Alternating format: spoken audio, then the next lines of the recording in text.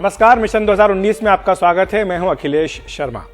1 फरवरी को मोदी सरकार अपना अंतिम बजट पेश करेगी। चुनाव से सिर्फ 2 महीने पहले आने वाला यह बजट अंतरिम बजट होगा, यानी परंपरा के मुताबिक सरकार इसके जरिए चुनाव होकर नई सरकार बनने तक 3 महीनों के लिए होने वाले खर्च का इंतजाम करेगी। परंपरा यह भी है कि जाती हुई सरकार कोई बड़ा नीतिगत ऐलान इस अंतरिम बजट में नहीं करती है। लेकिन सवाल उठ रहा है कि क्या मोदी सरकार परंपरा को ताक पर रखकर इस अंतरिम बजट या वोटर अकाउंट में आने वाले चुनाव के मद्देनजर बड़े ऐलान कर सकती है ताकि वोटरों को लुभाया जा सके। कुछ इस तरह के ऐलान हैं जिनका लंबे समय से इंतजार किया जा रहा है। सरकार के भीतर इन्हें लेकर चर्चा भी है। सबसे बड़ा ऐलान आयकर दाताओं को लेकर होने की संभावना जताई जा रही है। कहा जा रहा है कि अंतरिम बजट में आयकर छूट की सीमा 2.5 लाख से बढ़ाकर 5 लाख रुपए प्रतिवर्ष की जा सकती है। ये सिर्फ अनुमान है, आकलन है, अटकल है। अभी 2.5 लाख से 5 लाख रुपए कमाने वालों को 5% आयकर देना होता है। यह चर्चा भी है कि वित्त मंत्री अरुण जेटली इस बजट में पेंशन पाने वालों को भी छूट दे सकते हैं। साथ ही आयकर बचत की सीमा भी बढ़ाई जा सकती है। घर खरीदने के लिए लिए गए कर्ज को लेकर भी आयकर में कुछ अन्य रियायतें मिल सकती हैं। गौरतलब है कि मध्यम वर्ग टकटकी लगाकर इन तमाम राहतों का पिछले 5 साल से इंतजार कर रहा है। उसे लग रहा है कि जाते जाते ही सही, लेकिन मोदी सरकार शायद उसे राहत देकर अपनी वापसी का इंतजाम कर ले। दूसरा बड़ा मुद्दा किसानों को राहत देने का है। 3 राज्यों में सरकार गंवाने के बाद बीजेपी को किसानों की नाराजगी का एहसास हुआ है। प्रधानमंत्री मोदी कर्ज माफी को नाकाफी बता चुके हैं। ऐसे में माना जा रहा है कि किसानों के लिए कुछ नए ऐलान या तो अंतरिम बजट में या उससे पहले हो सकते हैं।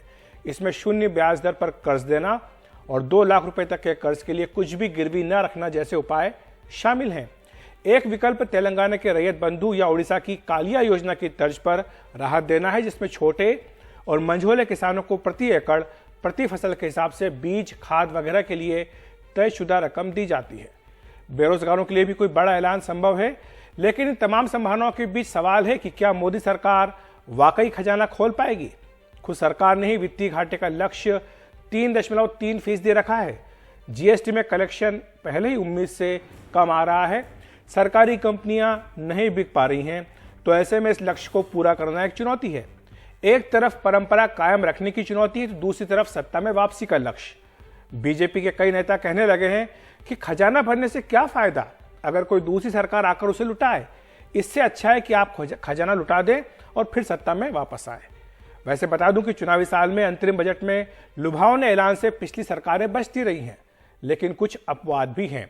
2014 में तत्कालीन वित्त मंत्री पी चिदम्बरम ने नीतिगत ऐलान नहीं किए थे, लेकिन कुछ सामानों पर टैक्स में कटौती की थी। 2009 में तत्कालीन वित्त मंत्री प्रणब मुखर्जी ने परंपरा का हवाला देकर कोई ऐलान नहीं किया था, लेकिन तब किसानों की कर्ज माफी का फैसला हो चुका था। 2004 में तत्कालीन वित्त मंत्री जसवंत सिंह ने कुछ सरकारी योजनाओं का दायरा बढ़ा दिया था और हवाई अड्डों पर फ्री बैगेज अलाउंस बढ़ाकर उन पर कस्टम ड्यूटी कम कर दी थी। तो वित्त मंत्री अरुण जेटली क्या कर सकते हैं, क्या रास्ते हैं उनके पास, क्या विकल्प है? इस पर चर्चा के लिए हमारे साथ जुड़ रहे हैं 2 वरिष्ठ पत्रकार प्रदीप सिंह जी और विनोद अग्निहोत्री जी। प्रदीप जी, आपको क्या लगता है कि परंपरा का पालन करेंगे अरुण जी या फिर वो कोई अपनी ओर से खजाना खोल देंगे? नहीं, देखिए, पहले भी मतलब जैसे जसवंत सिंह जब 2004 में वित्त मंत्री थे तो उन्होंने नीतिगत घोषणाएं यानी रोड मैप के तौर पर की थी। क्या कोई ठोस घोषणा होगी किसानों को लेकर? हो सकता है बजट से पहले हो जाए जी। इसकी संभावना ज़्यादा है। और जो उड़ीसा का मॉडल है कालिया वाला, वो ज़्यादा उसके पक्ष में ज़्यादा है लोग सरकार में और पार्टी में, क्योंकि उसमें खेतिहर मजदूरों को भी शामिल किया गया है और एब्सेंटी लैंडलॉर्ड की जगह जो कल्टीवेशन कर रहा है, खेती कर रहा है, उसको शामिल किया गया है। क्योंकि किसानों को जब भी आप कुछ देते हैं तो उसमें बड़ी समस्या ये आती है कि दरअसल जिनके नाम से खेत हैं वो सब खेती कर रहे हो, ऐसा ज़रूरी नहीं है। तो जो खेती सचमुच कर रहा है और जो खेतिहर मजदूर है, अगर उनकी समस्या को हल नहीं करते तो संपूर्णता में किसानों की समस्या का हल नहीं होता। और इस समय सरकार के कार्यकाल के आखिरी दौर में किसी घोषणा का, आश्वासन का कोई असर नहीं। अगर कोई डायरेक्ट ट्रांसफर होता है, पैसा सीधे अकाउंट में जाता है, तो उसका फर्क खजाना खोले बिना कोई मतलब नहीं। अगर सिर्फ घोषणा करेंगे तो उसका कोई असर नहीं, फायदा नहीं। विनोद जी, आपको लगता है कि परंपरा का पालन उनको करना चाहिए? देखिए, परंपरा का पालन करना चाहिए, लेकिन रास्ते निकल आते हैं। जैसे 2004 का बताया, 2014 का बताया, 2009 का बताया आपने, तो इस तरह सरकारें रास्ता निकाल लेती है। और दूसरी बात यह है कि कहीं परंपरा ही है, कोई संविधान में बाध्यता नहीं है। मान लीजिए अगर वो कल कुछ घोषणाएं कर देते हैं नीतिगत भी, तो आप उसको लेकर खाली यही आलोचना हो सकती है, विपक्ष ये कह सकता है कि साहब आपने परंपरा का पालन नहीं किया। तो परंपराएं कई बार सरकारें तोड़ दी। खाली घोषणा नहीं, क्योंकि उन पे संसद की मोहर तो लगनी नहीं है, तो फिर उसका मतलब कोई नहीं रहेगा, क्योंकि जो भी काम करना हो तो अगली सरकार को आने के बाद करना है। दूसरा एक और चीज है अखिलेश, कि समय इतना कम होता है कि वो उनका अमल, यानी जमीन पर उनका अमल होते होते समय निकल जाता है। तो जो घोषणा का असर होना चाहिए, वो असर इसीलिए लाभ क्यों नहीं मिल पाता है। अंतिम समय में जब आप कोई घोषणा करते हैं तो वो, या कोई योजना लागू करते हैं, तो जब तक वो अमल में आती है तब तक तो सब चुनाव हो चुके होते हैं। इसीलिए कई बार आप देखिए, चाहे कोई सरकार रही हो, मुझे याद है 2004 में जसवंत सिंह जी ने जो अंतरिम बजट दिया था, बड़ा अच्छा बजट दिया था, और उसमें उन्होंने वो भी कहा था कि गरीब की कुटिया में दाना पहुंचे, ये हमारा लक्ष्य है। मुझे वो भाषण भी याद है, मैं उस समय था। लेकिन सरकार हार गई, क्योंकि कारण वही है कि जब आप चुनाव से वही, मतलब एक तरह से ये होता है, मैं इसको अगर उस भाषा में कहें कि आप आखिरी समय में कोई इंतजाम करते हैं तो उसका असर होने में समय लग जाता है, जैसे बीमार को आपको। लेकिन ये जरूर है कि अगर कोई, जैसे बात ये हो रही है कि डायरेक्ट कैश ट्रांसफर या कोई बेसिक इनकम, जो ऐसी चीज जो सीधे खाते में पहुंचे, लोगों को लगे यहाँ कुछ मिला है।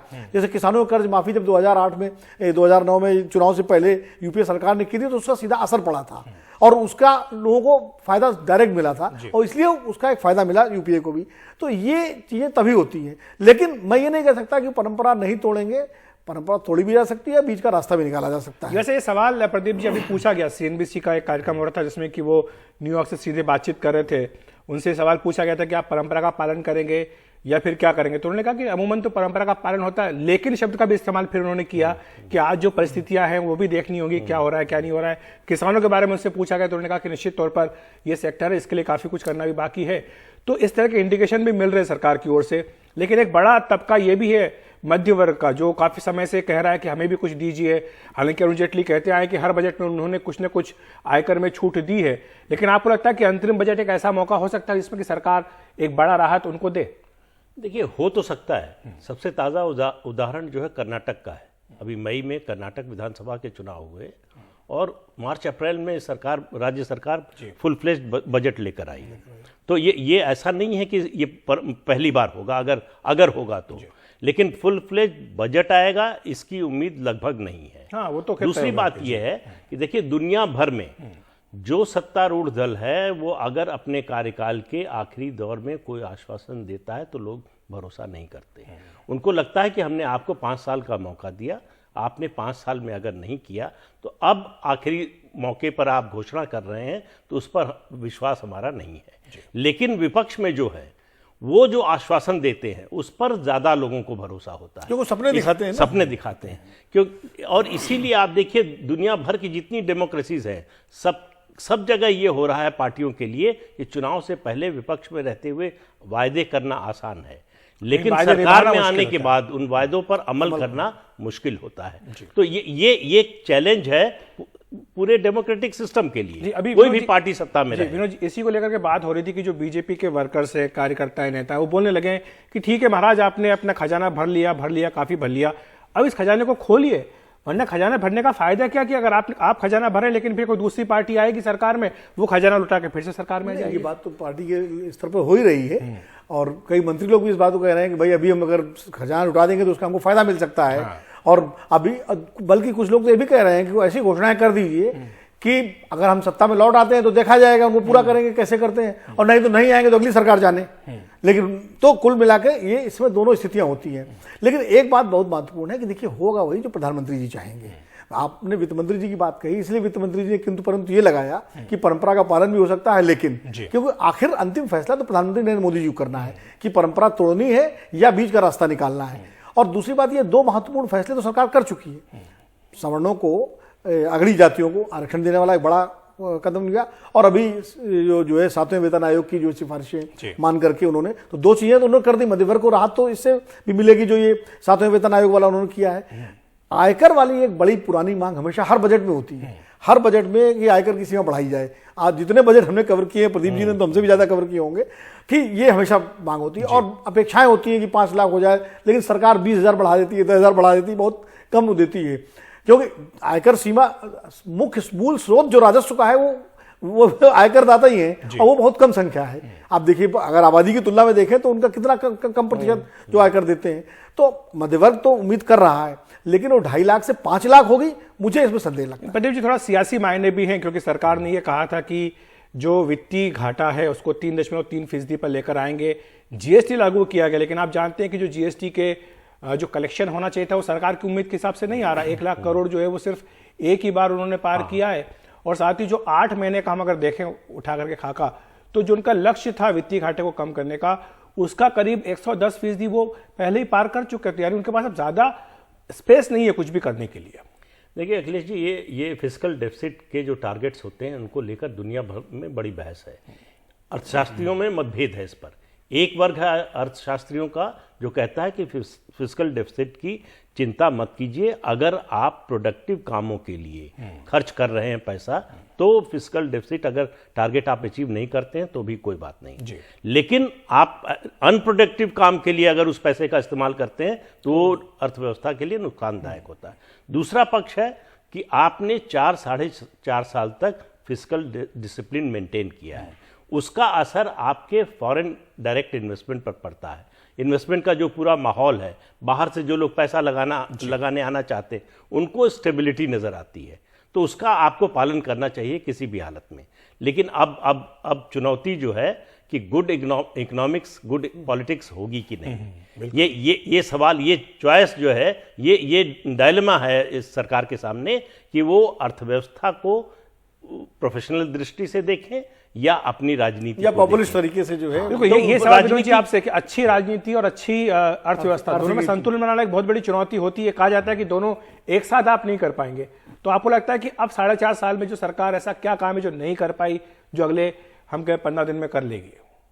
नहीं, देखिए 4.5 साल में क्या काम नहीं कर पाई, ये तो बात आपकी सही है कि सबसे बड़ा जो सरकार के सामने सबसे बड़ा जो यक्ष प्रश्न है वो किसानों की समस्या और बेरोजगारी की समस्या है।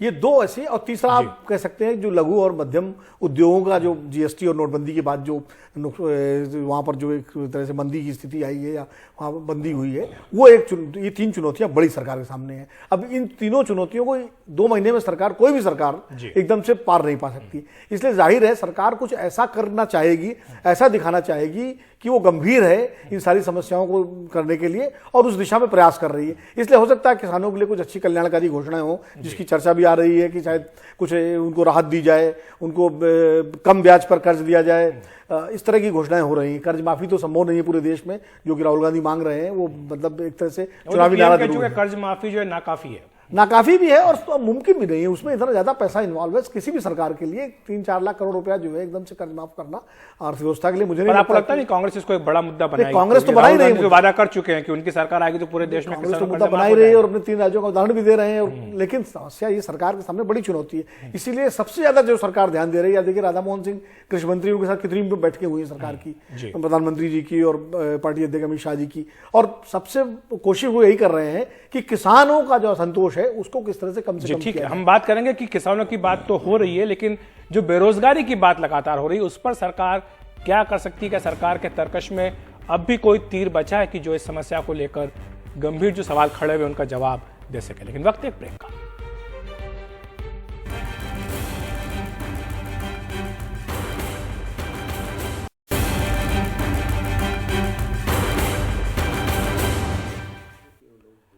ब्रेक के बाद आपका फिर स्वागत है। हम बात कर रहे हैं मोदी सरकार के अंतिम या कहें कि अंतरिम बजट की, वोट एंड अकाउंट की, जो कि 1 फरवरी को पेश होने जा रहा है। सवाल यही उठ रहे हैं कि क्या मोदी सरकार अपना खजाना खोलेगी? चुनाव से ठीक पहले वैसे परंपरा तो रही है कि इस तरह के घोषणा या बड़े ऐलान नहीं किए जाते हैं, लेकिन क्या इस परंपरा को ताक पर रखा जाएगा, ये एक बड़ा सवाल है। प्रदीप जी, ब्रेक में जाने से पहले हम लोग बात करते किसानों की, मध्य वर्ग के लिए कि कुछ ना कुछ हो सकता है कि सरकार करे, लेकिन एक बड़ा सवाल जो विपक्ष बार बार पूछ रहा है वो है रोजगार का, कि बेरोजगारों की संख्या लगातार बढ़ी है। जो बीजेपी ने वादा किया था 2014 में कि हर साल 2 करोड़ लोगों को नौकरियां देंगे, वो नौकरियां नहीं मिल रही हैं।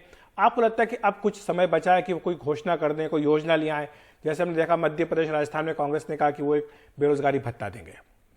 नहीं, देखिए 3 मुद्दे जो अभी विनोद जी ने गिनाए, एक बेरोजगारी का, एक किसान का और एक छोटे और मझोले उद्योगों का। तो छोटे मझोले उद्योगों के लिए तो काफ़ी कुछ किया है अभी कदम उठाए हैं, जिस तरह से ई कॉमर्स कंपनियों पर प्रॉफिट शेयरिंग पर रोक लगाई, ज़्यादा डिस्काउंट नहीं दे सकते, उसके अलावा कई कदम, उनको कर्ज देने में सहूलियत, उनको रिटर्न फाइल करने में सहूलियत, ये सब कदम तो उठाए हैं जो बीजेपी का ट्रेडिशनल वोटर था उसको संतुष्ट करने के लिए। किसानों पर कुछ हो सकता है ऐसी उम्मीद है। बेरोजगारी के मुद्दे पर कुछ नहीं कर सकते। आश्वासन देने के अलावा 6 महीने में कोई भी दुनिया की सरकार बेरोजगारी के फ्रंट पर कुछ नया नहीं कर सकती है। सिर्फ वो रोड मैप बता सकती है कि हम अगली बार हमको मौका दिया आपने तो हम ये करेंगे, इस तरह से करेंगे। उसके अलावा मुझे नहीं लगता कि कोई बेरोजगारी भत्ता या इस तरह का कोई की घोषणा हो सकती है। मतलब असंभव कुछ भी नहीं है, लेकिन संभावना नहीं लगती। जो अर्थव्यवस्था की स्थिति है, जो सरकार के राजकोष की स्थिति है, उसको देखते हुए इसकी उम्मीद नहीं है कि कोई बेरोजगारी भत्ते का लेकिन विनोद जी, ये भी बीजेपी को इस बात का एहसास होगा कि जो आरोप बार बार उन पर लग रहा है कि आपने ये वादा पूरा नहीं किया 2 करोड़ नौकरियों का, इसका जवाब आपको देना होगा, तो उनके भी जहन में ये बात जरूर होगी कि ये सवाल जब उनसे पूछा जाएगा तो इसका जवाब उनको देना होगा। आपको लगता है नहीं कि इस तरह का कोई वादा ही कर दे कि ठीक है, हम जैसे कांग्रेस का मैंने जिक्र किया है, राजस्थान मध्य प्रदेश में उन्होंने वादा किया बेरोजगारी भत्ते का, क्या ऐसी कोई संभावना आप देखते हैं? देखिए, वादा मान लीजिए कर भी दे सरकार, लेकिन चूंकि जो पिछला रिकॉर्ड है 2 करोड़ वाला, वो भी वादा ही था, चुनाव घोषणा पत्र में था, तो लोग उस पर भरोसा नहीं करेंगे। हालांकि बीजेपी जवाब देती है, वो मुद्रा लोन को जो है, मुद्रा ऋण को, उसका एक जवाब बताते हैं, कहते हैं कि हमने कभी नहीं कहा नौकरी देंगे, हमने रोजगार की बात की थी और उससे तमाम लोगों को 8 करोड़ लोगों को मुद्रा लोन दिया गया, उससे रोजगार मिला है। ये एक जवाब बीजेपी और उसके नेता देते हैं जब ये सवाल होता है, लेकिन ये जवाब कितना लोगों के गले उतर रहा है ये अलग प्रश्न है, क्योंकि जिनको नौकरी नहीं मिली, जिनको मुद्रा लोन से कोई लाभ नहीं हुआ है, निश्चित रूप से उनको ये बात समझ में नहीं आती है। तो ये एक बड़ी चुनौती है। 15 करोड़ वोटर हैं जिनकी उम्र 18 से 23 साल के बीच में, नए वोटर हैं जो पहली बार वोट डालने के लिए जाएंगे, तो 15 करोड़ लोगों के लिए आप कुछ ना कुछ तो आपको करना होगा। और इसमें ज्यादातर वो वोटर भी हैं जो अभी स्कूलों से, कॉलेज से, इंस्टीट्यूशन से पढ़ करके निकले हैं, जो वाकई एकदम जॉब मार्केट में आए हैं नए। तो निश्चित रूप से उनके लिए अगर कोई घोषणा आप करते हैं तो उस घोषणा का पूरा एक सॉलिड रोड मैप भी देना पड़ेगा। खाली ये कहने से काम नहीं बनेगा कि हमें सरकार, आप दोबारा सत्ता में अगर आएंगे तो हम 5 करोड़ लोगों को रोजगार देंगे या 6 करोड़ को देंगे। आपको पूरा एक रोड मैप बनाना पड़ेगा, देना पड़ेगा, एक क्रेडिबल रोड मैप। वैसे ये जो एक मौका होता है प्रदीप जी इंटरिम बजट का, इसमें सरकार अपनी उपलब्धियां भी गिना सकती है कि 4.5 साल में उन्होंने क्या क्या किया, और आगे का, जैसा विनोद जी बोले, रोड मैप भी दे सकते हैं, विजन अपना दे सकते हैं कि हम आगे क्या करने वाले हैं। हाँ, बिल्कुल दे सकते हैं। देखिए, उपलब्धियां तो गिनाएंगे ही, इसमें तो कोई शक नहीं है, और एक रोड मैप भी जरूर, विजन डॉक्यूमेंट हो या किसी और रूप में हो, एक निश्चित रूप से आएगा। लेकिन देखिए, पॉलिटिक्स में अल्टीमेटली रियलिटी से ज़्यादा परसेप्शन मैटर करता है। लोगों का परसेप्शन क्या बनता है, क्या लोगों को लग रहा है कि ये सरकार काम करना चाहती थी, उतना कर नहीं पाई, या इस सरकार की काम करने की नीयत नहीं थी, या इसने कोशिश ही नहीं की, चाहती तो कर सकती थी लेकिन नहीं किया। तो सरकार के बारे में जब भी वोटर फैसला करता है कि सरकार को रखना है, हटाना है, तो 2-3 चीजें देखता है। एक, सरकार की नीयत कैसी है, जितना वादा किया था उससे कम किया है लेकिन आगे करने की नीयत है। दूसरी बात, वो ये देखता है कि अब इसको दूसरा मौका देना है या नहीं। अगर नहीं देना है तो विकल्प कौन हो सकता है। विकल्प अगर उसको ठीक से समझ में नहीं आता है तो मजबूरी में हो सकता है उधर लौटे। ये हमने कई बार देखा है कि जिसको बुरी तरह से हराया, अगले चुनाव में उसी को गाजे बाजे से ले आया। तो ये कुल मिलाकर वोटर के परसेप्शन पर निर्भर करेगा कि सरकार के बारे में और विपक्षी जो गठबंधन है उनके बारे में क्या राय बनती है। बहुत बहुत शुक्रिया आपका प्रदीप जी, विनोद जी, हमारे साथ जुड़ने के लिए।